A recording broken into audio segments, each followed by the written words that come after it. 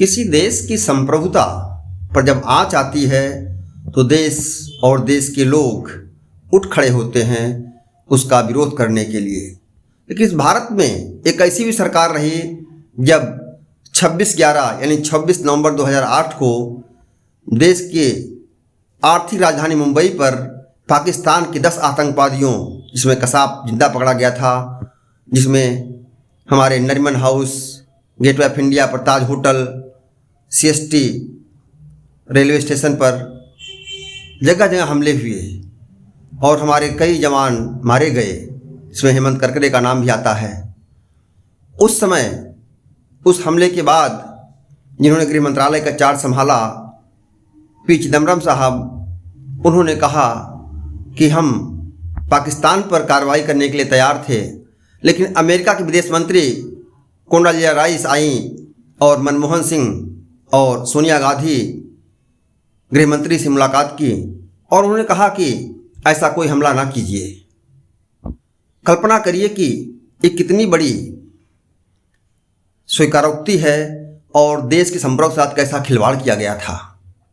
उस समय देश में हर जगह हमले होते थे, मंदिर में, स्टेशन पर, सब में पाकिस्तानी आतंकवादियों हाथ होता था। लेकिन उस समय की सरकार ने उसे हिंदू आतंकवाद नाम देने का प्रयास किया था। आज जब उस समय गृह मंत्री जिन्होंने चार्ज संभाला, बाद में उसके पहले सुशील शिंदे जी थे जिन्होंने इस्तीफा दे दिया था, दिलवाया गया था उनसे, चिदम्बरम ने संभाला कि हम लोग कार्रवाई करने तैयार थे, लेकिन मनमोहन सिंह ने मना कर दिया। उस समय की चेयरपर्सन UPA की, उन्होंने मना कर दिया। यानी भारत की संप्रभुता के साथ खिलवाड़ किया गया। खिलवाड़ पहले भी होता रहा, लेकिन आज उस समय के मंत्री रहे, उन्होंने स्वीकार कर लिया कि किस तरह भारत सरकार उस समय की दबाव में काम करती थी। उस समय भारत की अर्थव्यवस्था 5 सबसे खराब अर्थव्यवस्थाओं में थी।